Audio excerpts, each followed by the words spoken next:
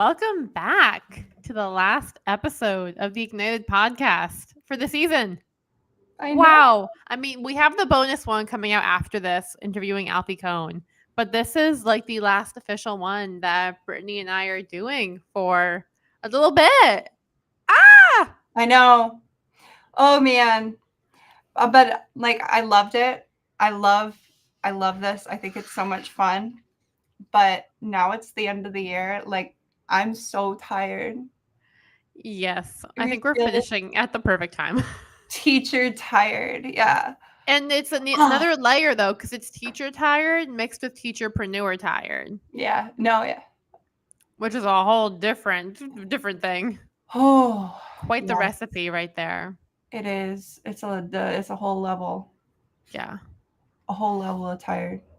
Well, for this episode, we're going to be kind of recapping the whole book and what we've learned from it. So, we're going to do a summary, of course. This one's going to be of us summarizing the entire book. So, it's probably going to go as you were anticipating. I think it'll be good. I think it'll be fine. I think it's gonna be fun. Look at the table of contents and use that to guide us. I'm just gonna scroll through pages and stop randomly. Okay, that's a strategy right there. All right, I'm gonna use my table of contents strategy. All right. All right, you want to go first? You said. Sure. Shoot. I don't know. Summary stretches. That sure lacked a little bit of confidence over there, Brittany.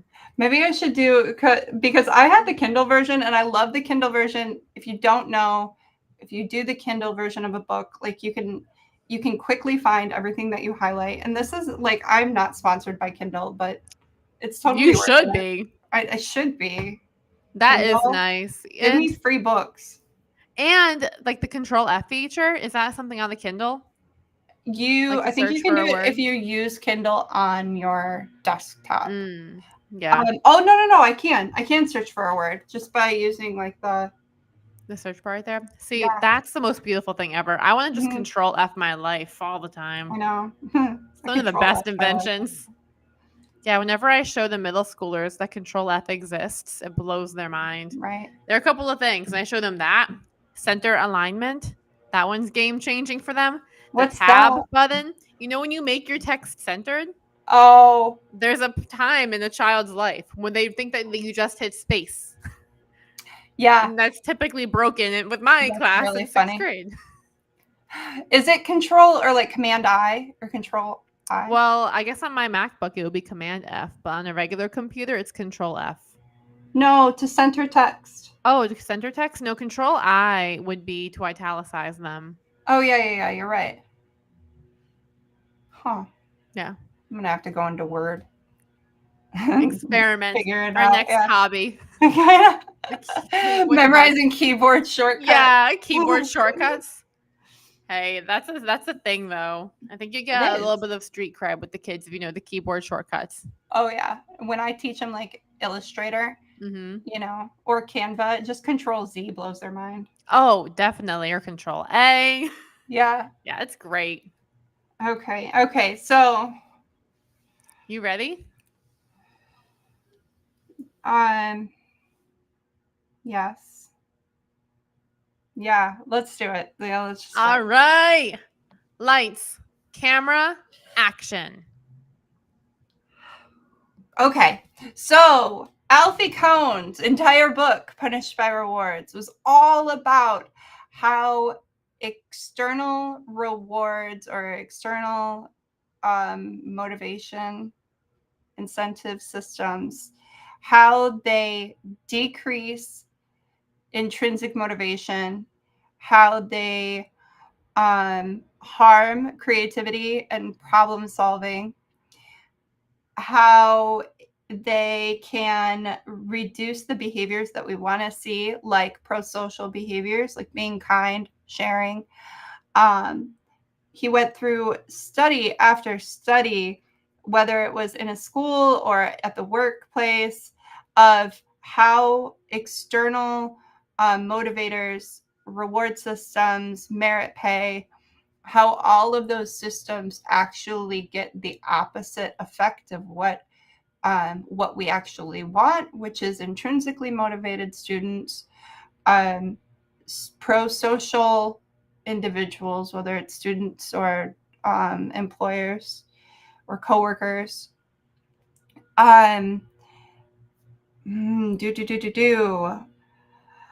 He talked about what can we do instead of using rewards, and we can work collaboratively with our students or our employees.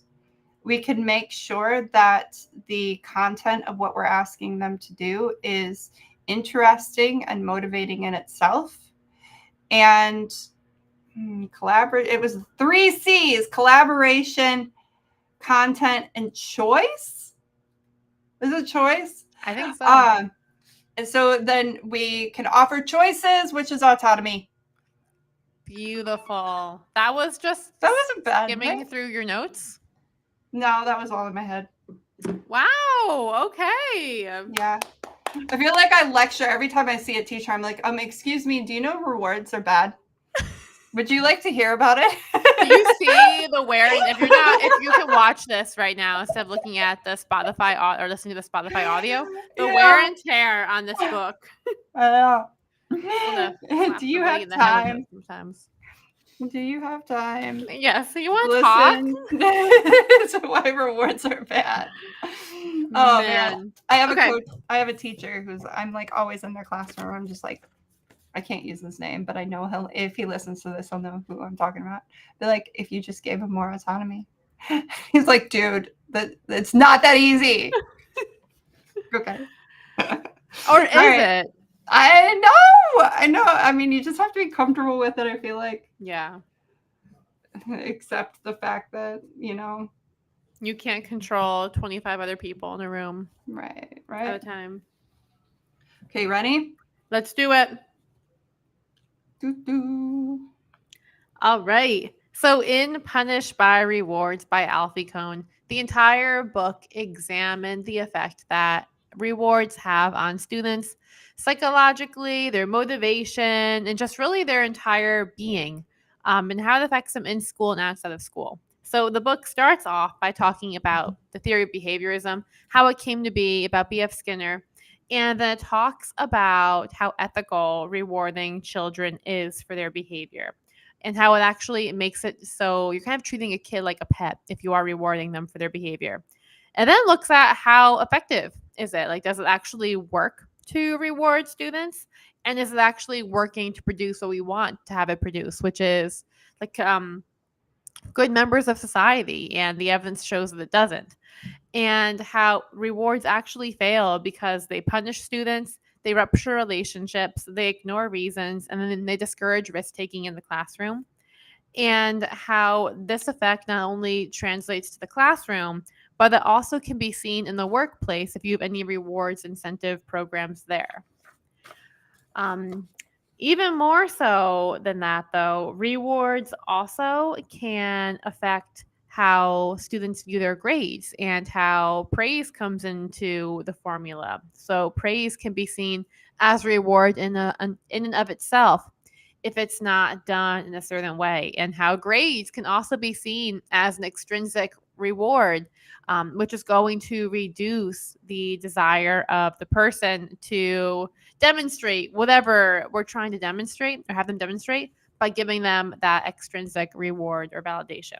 So ultimately, the things we have to do are to give kids choice, to create opportunities for them to collaborate, and then I have to find out the final C: content. Make sure our content is engaging for them. All right. Yeah, actually, that was excellent. Thank you. I used the table of contents for that one, so not as impressive as you just off of your brain doing that one. I don't know. That was pretty impressive. Well, I wanted to talk about something that I was thinking while I was summarizing about rewards ignoring reasons and about like punishments ignoring reasons. Because Britt and I were talking about like what are the points that have really stuck with us the most from doing this book club study. And that's one of the things I've been a lot more aware of lately.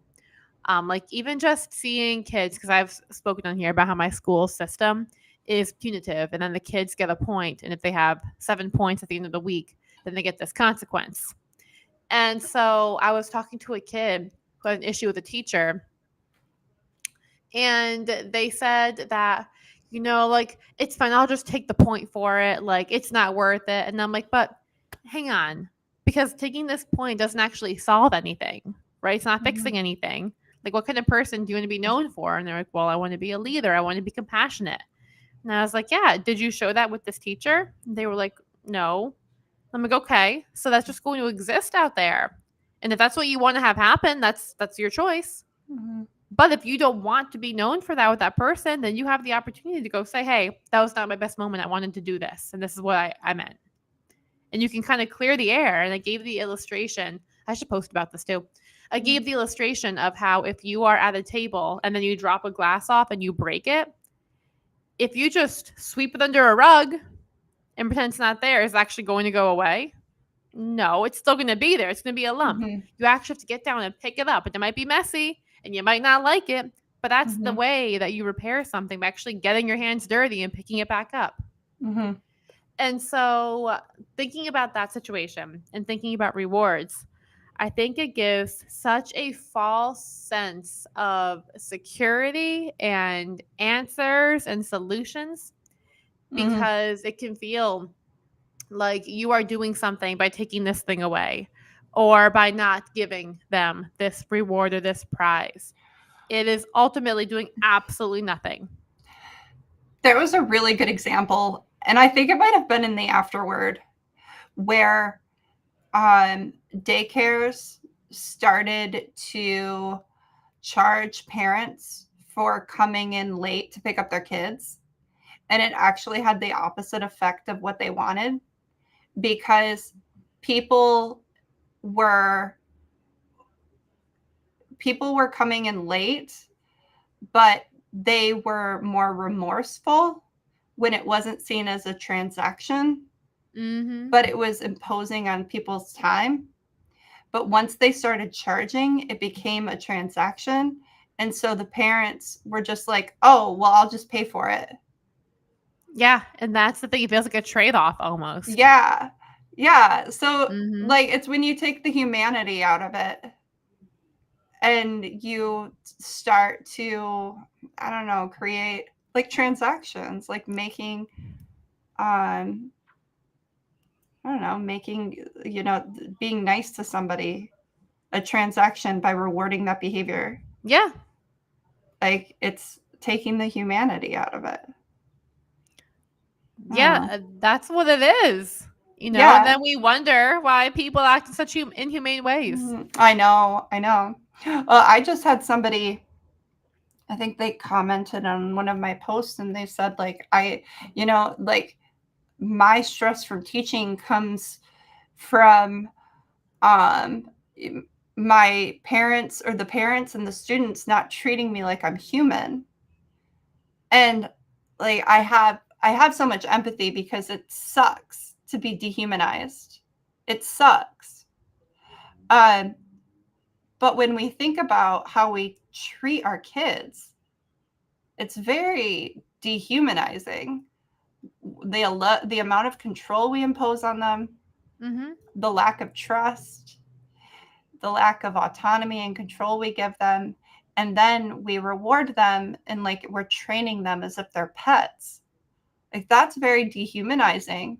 So they're learning from a very young age, how do you treat other people, and everything's everything's a transaction, pretty much. Yeah, like, what can this person do for me? And it's not humanizing. And so we're going to be treated, they're going to dehumanize us. That's exactly what we're teaching them to do. It's such a curve, and I'm sure you're going to see it next year too, because you started off with rewards and you kind of moved away from them this year. So I don't know if is your school going to still continue PBIS next year? Do you know? Oh yeah. Yeah. Oh yeah. Yeah, it's not an easy thing to do. Give kids control when they're not used to it.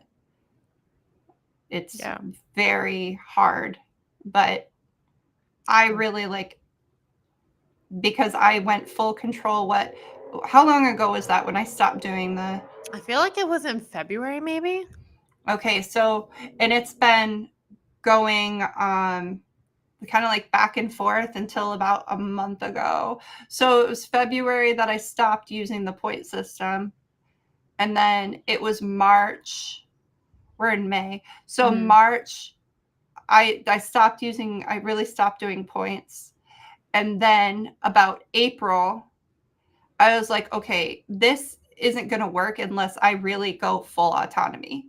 Like if I'm really going to try this, I have to go full autonomy. Mm-hmm. And now that class is pretty much full autonomy with me having to teach the standards, like having to get content out there, but they choose the vehicle of which I give that content to them. But it's not easy.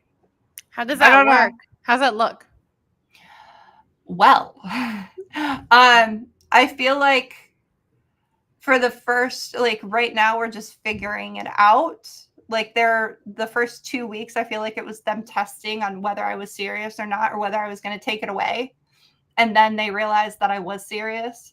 So now they're easing into like the transition of my room because I teach art, right? So they come into my room.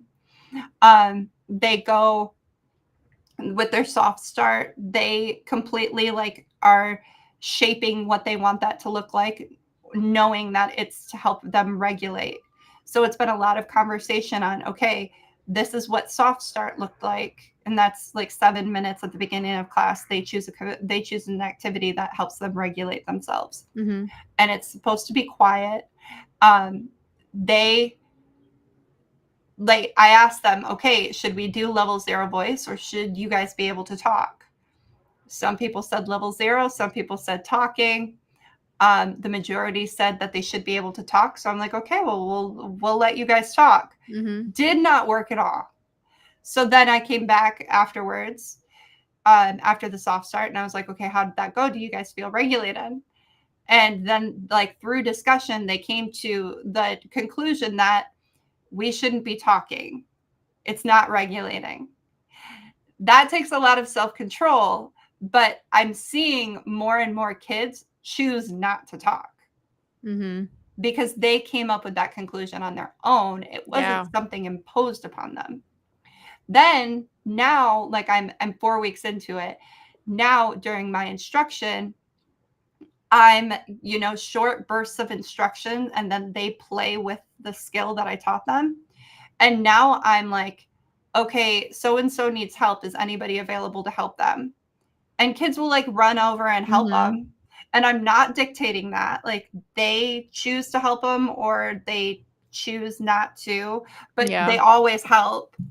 It's just like they feel good. The class ends well. But it is the transition from going to another classroom that's high authority to the fully autonomous room. That's not easy. Tell me about it. Mm-hmm. Yeah, that's how I feel too in the middle school. Yeah, it's middle schoolers. Yeah, it's a process trying to figure that out with them. So, we started this for a reason. We were talking about like going in next year, and then like the difference that you see in the kids. Oh, and kind of like how you have to rewire their brain with them. Like when the kids come to me and they start taking on leadership roles, they're like, if you don't do this, I'm going to put in a point for you. And I'm like, nope, we don't do that. And they're like, but what? And I'm like, no, like talk to them. We have to figure out what was going on. Yeah.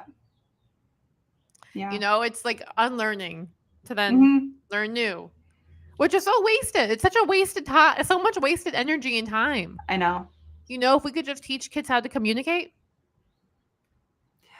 That's our next t-shirt design right there too. Teach kids how to communicate. How to communicate. That's authentic to them. Like that's so important too. Like I get they can't be cussing up a storm. That's not how you communicate. But if that's where that child is, like if that's their language that they use when they're anxious, I don't take it personally.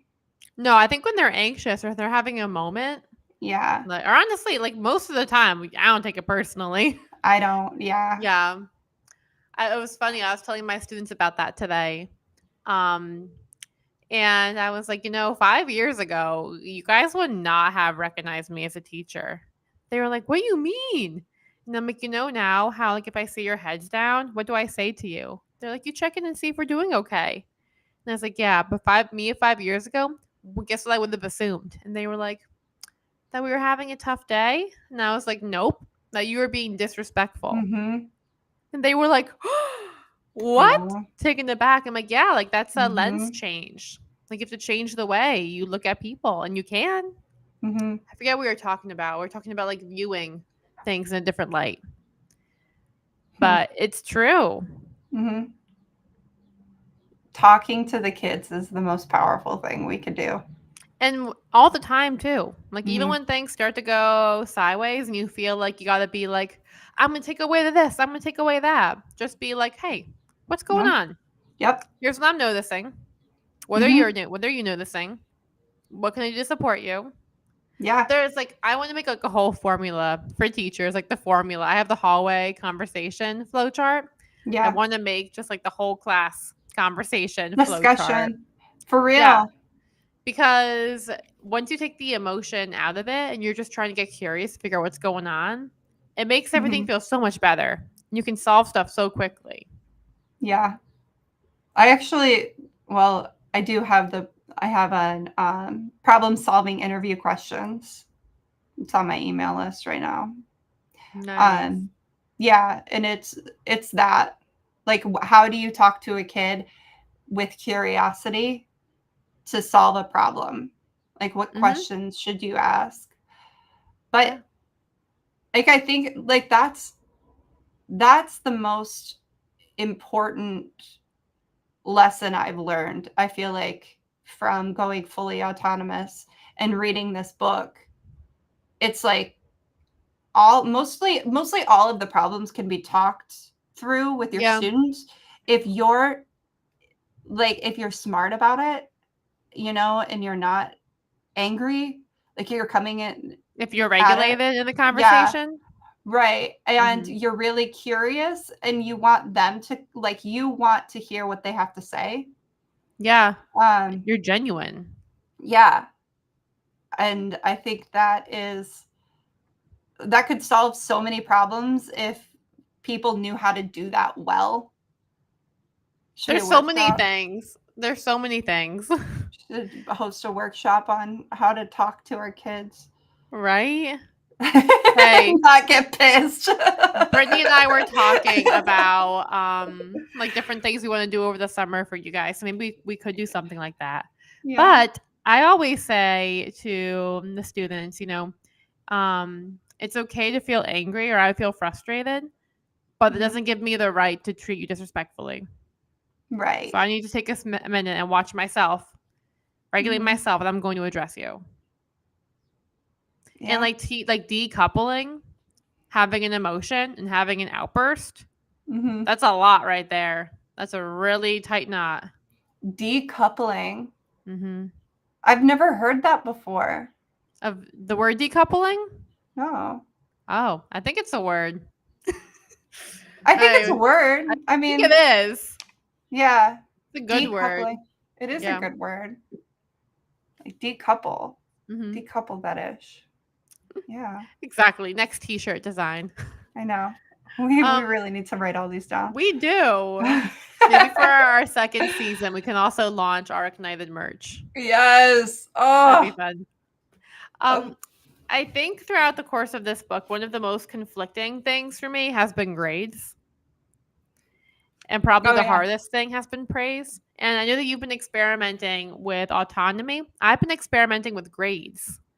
And it hasn't not been like, this is not a strong like study. Like they're not what's not good methodology in this one. Yeah. But on our school server, you can choose to let kids see what they got correct or what they didn't get correct in assignments. And so I took that feature off. So now they just take their exit tickets and they can't tell what they did. Or like what score they got. And I told them, like, if you still want to see, like, come over to me and I can show you it. but most of them don't ask, Mm-hmm. which is I like that. interesting.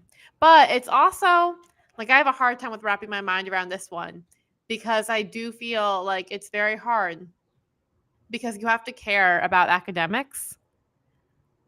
I Mm-hmm. think it's so important to be able to, like, to care about school and to do well in school. Mm-hmm. And even if grades are not the way to have a ton of knowledge, grades are the way to resources oftentimes. I know. And resources are the way to social mobility. Yep. So it gets very tricky, and I want to do more research and like really nail down Mm-hmm. an opinion on that one. Yeah. But it's tough to navigate. And then the praise element too. Trying to be mindful about the praise comments that we make. Yeah. That one's a doozy. I think now I'm so cognizant of when I say like a generalized good job. Mm-hmm. Yeah.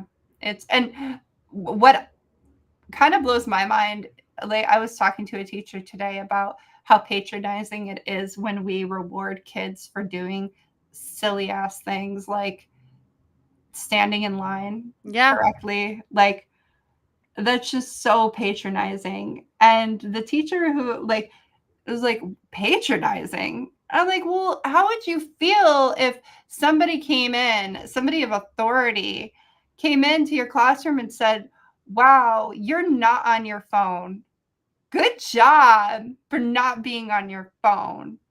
Here's a Starbucks card for not being on your phone. Like, you're going to be like, oh, God, really? Like, That's the bar? yeah. Like, oh, man. It's like a bar you can hopscotch over. I know, like maybe I should be at a different school. Like they're that Yeah. impressed over that. Like it's just I don't know. Like we have to be careful about how we're praising our kids because it can come off backhanded. Mm-hmm. It No, does. It definitely. does come Yeah. off backhanded. And like your tone makes a huge difference in everything too. Like I want to make some videos about tone and just saying things and Mhm. talking about the tone that you use and how it could be received. Yeah. Tone is huge. I want to share a quote. And then we probably should start wrapping it up. Yeah. Yeah. I've got to go pick up my daughter. Yeah. But one of the quotes I really resonated with is from page 231. And it says, "Do we really want to pursue an adversarial relationship with a child? If not, then it makes no sense to choose our response with an eye to preventing him from winning a contest for power, because there is no contest for power. Likewise, we need to ask why we believe children naturally revel in nasty, selfish, antisocial behavior and desist only because they fear what will happen to them. The evidence says otherwise. In my view, there are two fundamentally different ways one can respond to a child who does something wrong. One is to impose a punitive consequence. Another is to see the situation as a teachable moment, an opportunity to educate or to solve a problem together.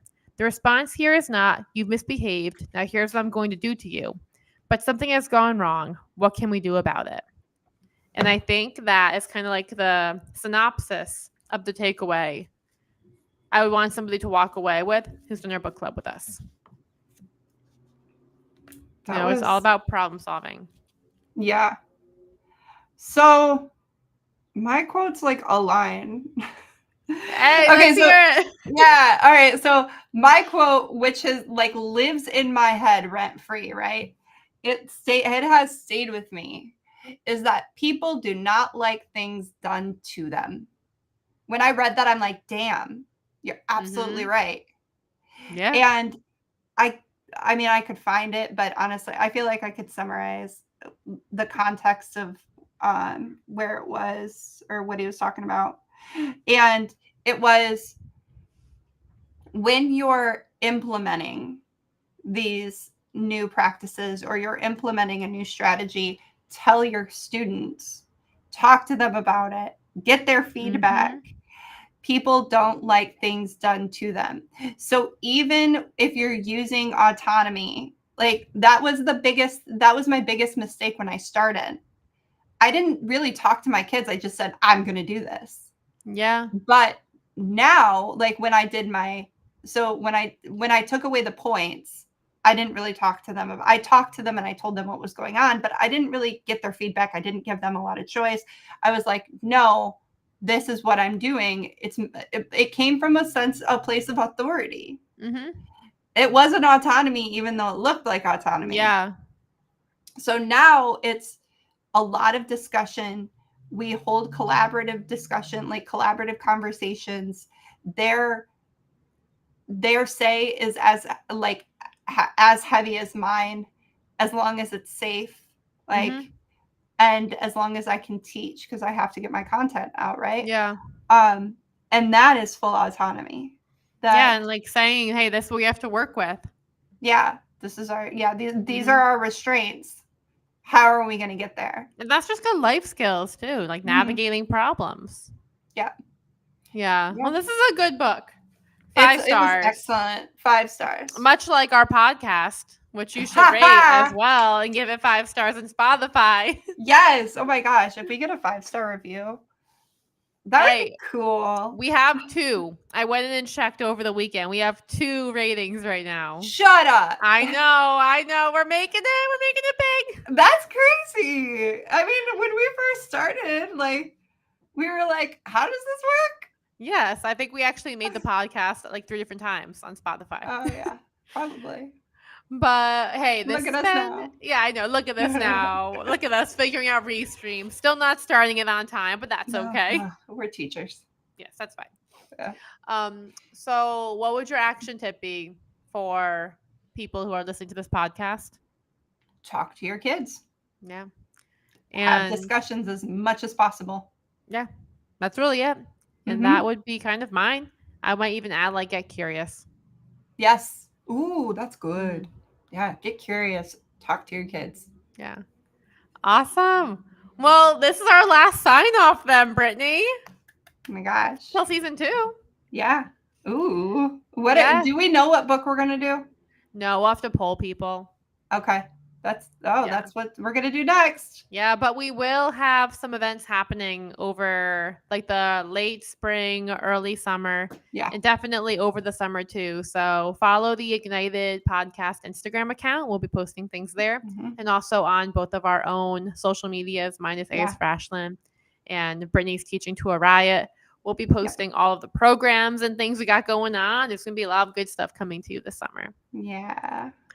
Yeah. And then next week, our last episode with our Alfie Kohn interview will go live on Spotify. So that one will not be on Instagram, but it will be on Spotify. Yeah. Yes. So you can tune into that. And then until next time, I'm Ashlyn.